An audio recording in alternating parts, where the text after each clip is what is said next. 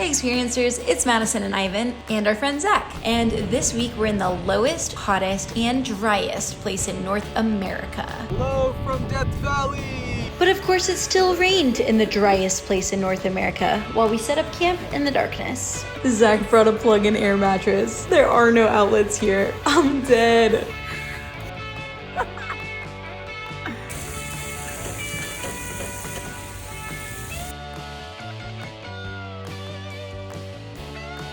Welcome to the Devil's Golf Course. How would you find your ball in here? Trying to hit it off, like all of this is so hard. Oh, I kind of wish I had brought my clubs. Literally, this is salt. All of this. It's a little bit dirty, but it's salt.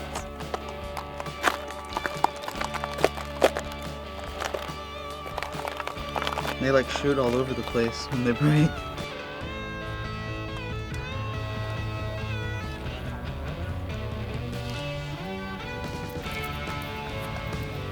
Salt Bay.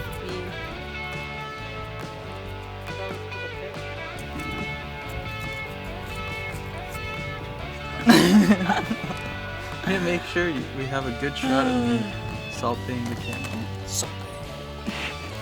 It's pretty crazy that we're at a place that is one of the hottest places in the world, and there's snow on these mountains behind us. Zach has dug out some clean salt from the inside of one of these salt flats, so we will be snapping. Cheers. Are you biting it? I did. I'm very salty. Biting it really activates it. Yeah. It's delicious. It is salt. It is exactly... It kind of does have a more sea salty flavor. Mm-hmm. This salt is from an ancient salt lake, and more comes with rainfall. I think this is like the more natural shape though, because I think what happens is that when water falls, it kind of like digs crevices through here as it makes its way through, and that's what makes it sharp. We walked all the way back to the car, and then... Well, we are getting the golf course experience because we brought the tripod out and sat it down somewhere. No idea where, but somewhere.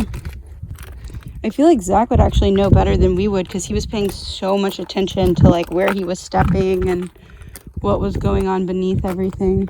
You know if this is the path we took, Zach, or were we further that way? Further that way? There was like a structure like this, and I put it on this side. Like, this is a structure, I put it like here. Okay. What if I'm leaving it on video in my hand, and then in the video when I edit it back, we see the tripod? But we never found it in person.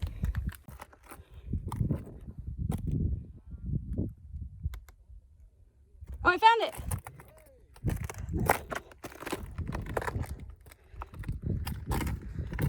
Heck yeah.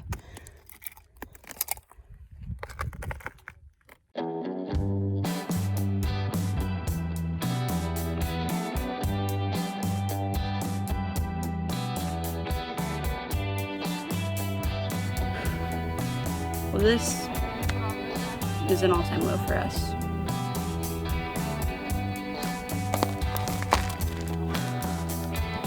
The lowest point in North America! 282 feet below sea level. Can you see the sea level sign? Way up there. This is the lowest point in the Western Hemisphere.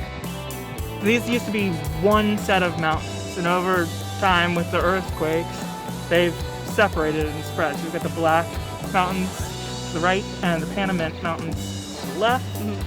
And every time there's an earthquake, this basin here gets a little lower.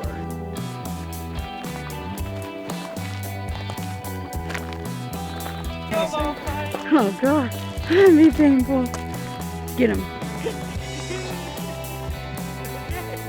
The salt crystals expand and then they like come out of the earth in chaotic ways, right? So all the cracks that you see, that's where it's like oozing out of the ground as it's expanding, and when it floods, it dissolves the salt into it, and then that oozes back into the ground, and then it starts the process all over again with it oozing back up. Birds just die here. They just fall out of the sky and they die at the most morbid time. We came at a great time because the average temperature in the month of March is 80 degrees, so pleasant. But during the month of July, the average temperature is 119 degrees, I believe, with a recorded high of 134 degrees. That is wild. Root artist palette, where minerals deposited by volcanic eruptions were altered by the heat and the water and the oxygen that it was exposed to. Also, it's just such a variety of minerals that they have become this beautiful palette of colors.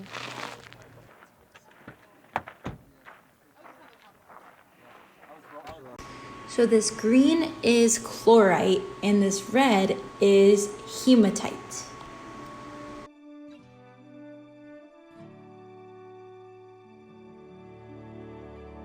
Number 14. Oh, we're supposed to have an audio tour, I think. This is, yeah, it's just a big puzzle. It's just a history mystery. Everybody, it's time for history mystery. Here we are, look at the clues put together. What happened here? I don't know, but I feel like I could figure out how to connect my mattress to it and get Why it. did they put two 15s here? Is that part of the Because they're mystery? different. Part one of the history mystery solved. In 1885, this wagon train was pulled by a 20-mule team. They would haul the borax from the mine 165 miles from Death Valley to Mojave. With 36 tons worth of stuff in it and 1,200 gallons of drinking water. In 1894, Old Dina took over, a steam tractor and ore wagon. This replaced the 20-mule team at the borite mine, and this tractor was later replaced by the railroad. And to continue with the history mystery, here's some really big wheels. And one with wood?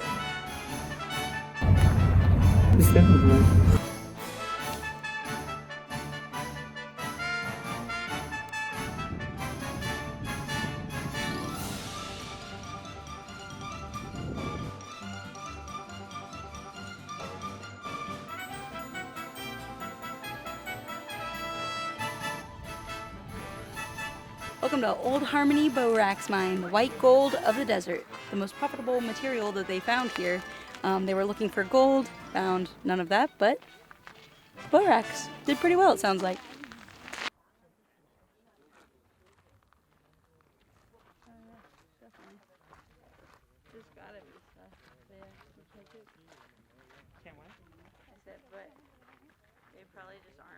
No, it gets very powdery. Doesn't really have a smell to it. Welcome to the Mesquite Sand Dunes. People like know like Mr. Beast's little friend.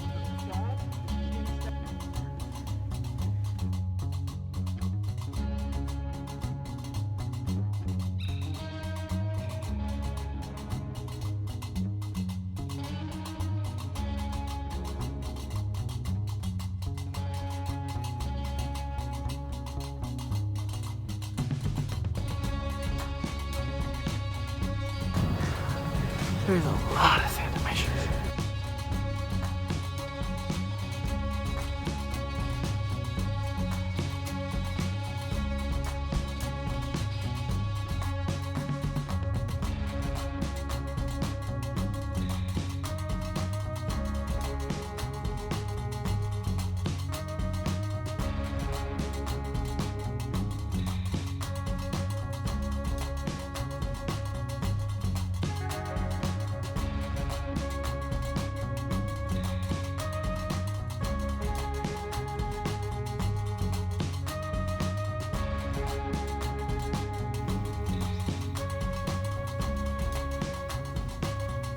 Death Valley, where death is the only option. Life will never prevail, but somehow life finds a way.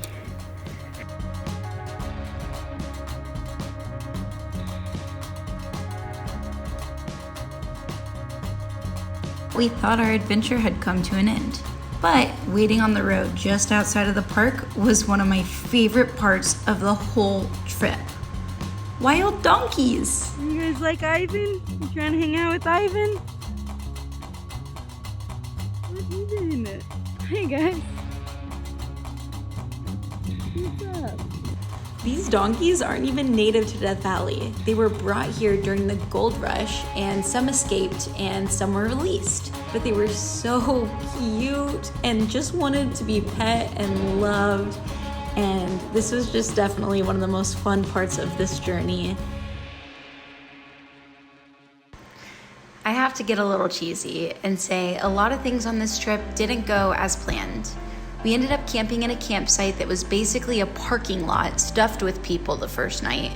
We set up camp in the dark in the pouring rain. And Zach had to blow up his air mattress twice since we changed campgrounds. Everything took longer than it should have, losing the tripod at Devil's Golf Course, going the wrong way at Badwater Basin and Artist Palette. But as frustrating as those things were, they led to some of the best memories. Looking for a tripod in a place named Devil's Golf Course because of the difficulty in finding things within it is a priceless experience. Everything taking so long and being such a nightmare on the first night meant we were up late enough for the clouds to clear and us to see more stars than we have ever seen in our lives. And leaving a little bit later than we anticipated on that last day meant running into the wild donkeys, which we could have never planned for. If you have a travel experience where things going wrong led to something amazing, we'd love to hear about it in the comments below. Thanks for joining us for this experience. Please like and subscribe and check back every week for a new video.